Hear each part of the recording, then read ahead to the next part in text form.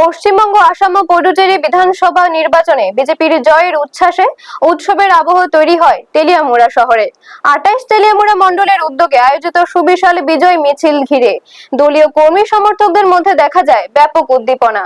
গেরুয়া আবির, বাজি পটকা ও স্লোগানে সরগম হয়ে ওঠে গোটা শহর। মিছিলটি তেলিয়ামুড়া মণ্ডল কার্যালয় থেকে শুরু হয়ে শহরের বিভিন্ন গুরুত্বপূর্ণ সড়ক পরিক্রমা করে পুনরায় কার্যালয়ে এসে শেষ হয়। শোভাযাত্রায় উপস্থিত ছিলেন 28 তেলিয়ামুড়া বিধানসভা কেন্দ্রের বিধায়িকা তথা রাজ্য বিধানসভার মুখ্য সচেতক কল্যাণী সাহা রায়, মণ্ডল সভাপতি অচিন্ত ভট্টাচার্য, সাধারণ সম্পাদক নন্দন রায়, গোপাল বর্মন এবং তেলিয়ামুড়া পৌর পরিষদের চেয়ারম্যান রূপক সরকার সহ অন্যান্য নেতৃত্ব।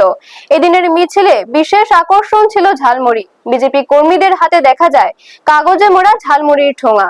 পশ্চিমবঙ্গের নির্বাচনী প্রচারে প্রধানমন্ত্রী নরেন্দ্র মোদীর করা একটি মন্তব্যকে সামনে রেখেই এই প্রতীকী উদ্যোগ নেওয়া হয়েছে বলে জানান কর্মীরা। সাংবাদিকদের মুখোমুখি হয়ে বিধায়িকা কল্যাণী সাহা রায় পশ্চিমবঙ্গে তৃণমূল কংগ্রেস সরকারের সমালোচনা করে বলেন, সাধারণ মানুষ দুর্নীতি ও সুশাসনের অভাবের বিরুদ্ধে রায় দিয়েছেন। পাশাপাশি বিজেপির এই জয় আগামী দিনে দেশের রাজনীতিতে আরো বড় প্রভাব ফেলবে বলেও তিনি দাবি করেন। ব্যুরো রিপোর্ট, নিউজ তৎকাল 24। বুটে হেরে গেছেন, কাগজ দিয়ে দিয়েছে। যেখানে জিতেছেন ভবানীপুরে আমাদের শুভেন্দুদা, তিনি সেটা মানতে রাজি না, মুখ্যমন্ত্রীর পদ থেকে ইস্তফা দিচ্ছেন না।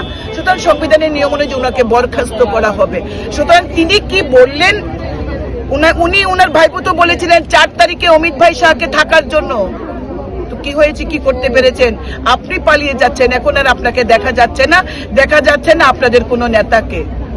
আজকে পশ্চিমবাংলার মানুষ শান্তিতে ঘুমাতে পারছে। ভারতবর্ষের সমস্ত হিন্দু যারা পশ্চিম বাংলায় যারা থাকতেন তারা আজকে নিশ্চিন্তে আমাদের পাশে রয়েছেন। তারা বুঝতে পারছেন তারা আজকে মোদিজির হাতে তারা সুরক্ষিত।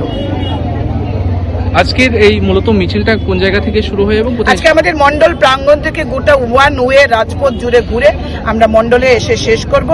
আপনাদের সকলকে আন্তরিক ধন্যবাদ এভাবে আমাদের পাশে থাকার জন্য।